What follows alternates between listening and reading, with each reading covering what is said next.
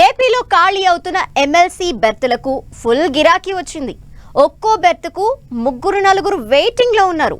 ఒకవేళ పెద్దల సభకు గ్రీన్ సిగ్నల్ దొరక్కపోతే కనీసం నామినేటెడ్ పోస్టులైనా దక్కించుకోవాలని నేతలు ఫుల్ బిజీగా ఉన్నారు. మరి కూటమి పెద్దలు ఈక్వేషన్స్ ఏంటి? పదవి దక్కేదెవరికి? వెయిటింగ్ తప్పనిదెవరికి? పొలిటికల్ సర్కిల్స్ లో జరుగుతున్న చర్చ ఏంటి? Watch it. పొత్తులంటేనే త్యాగాలు. ఏపీ ఎన్నికల్లో కూటమిలోని 3 పార్టీల నేతలెందరో టికెట్లను త్యాగం చేశారు. ఇప్పుడు కూటమి సర్కార్ అధికారంలో ఉండటంతో వారంతా ఎమ్మెల్సీల ఖాళీలపై ఆశగా చూస్తున్నారు. ఎమ్మెల్సీ సీట్లెన్ని ఖాళీ కాబోతున్నాయని లెక్కలు వేసుకుంటున్నారు. సీటు కన్ఫామ్ చేసుకునేందుకు ఆశావహులు ఇప్పట్నుంచే ప్రయత్నాలు మొదలుపెట్టారట.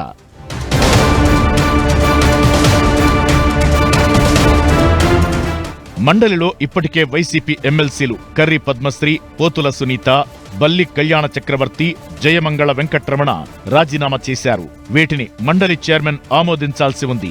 ఇంకా కొంతమంది వైసీపీ ఎమ్మెల్సీలు కూడా రిజైన్ లెటర్ రాసి పెట్టుకుని వెయిట్ చేస్తున్నారు. మరోవైపు మార్చి నెలాఖరులోగా మరో 5 ఎమ్మెల్సీలు పదవీ విరమణ చేయనున్నారు. ఇలా లెక్కలేసుకుంటూ పోతే మొత్తం 12 నుంచి 15 వరకు ఎమ్మెల్సీ స్థానాలు ఖాళీ కాబోతున్నాయి. ఈ సంఖ్య మరింత పెరిగినా పెరగవచ్చనేది పొలిటికల్ టాక్.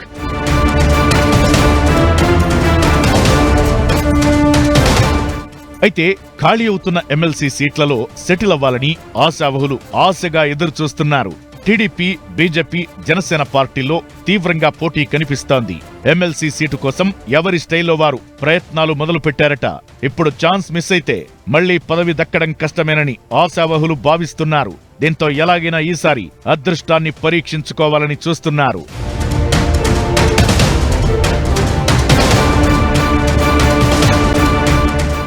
మెగా బ్రదర్ నాగబాబును కేబినెట్లోకి తీసుకుంటామని సీఎం చంద్రబాబు ప్రకటించడంతో ఆయనకు ఓ సీటు ఖాయమైపోయింది.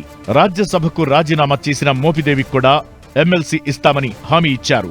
మరోవైపు వంగవీటి రాధాకు కూడా చంద్రబాబు హామీ ఇచ్చినట్టు తెలుస్తోంది. మరోవైపు ఇప్పటికే పట్టభద్రుల ఎమ్మెల్సీ 2 స్థానాలకు ఎన్నికల ప్రక్రియ ప్రారంభమవడంతో టీడీపీ 2 అభ్యర్థుల్ని ప్రకటించింది. ఉమ్మడి ఉభయ గోదావరి జిల్లాలకు పేరాబత్తుల రాజశేఖర్, ఉమ్మడి కృష్ణా, గుంటూరు జిల్లాల అభ్యర్థిగా ఆలపాటి రాజేంద్ర ప్రసాద్ పేరును ప్రకటించింది.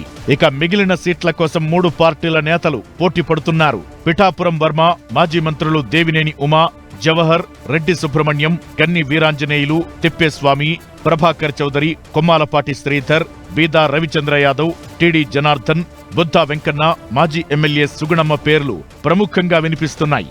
దీంతో సామాజిక ప్రాంతీయ సమీకరణాలను పరిగణలోకి తీసుకుని ఎవరికి చివరగా చంద్రబాబు అవకాశమిస్తారనేది ఇప్పుడు కూటమిలో ఉత్కంఠను పెంచుతోంది.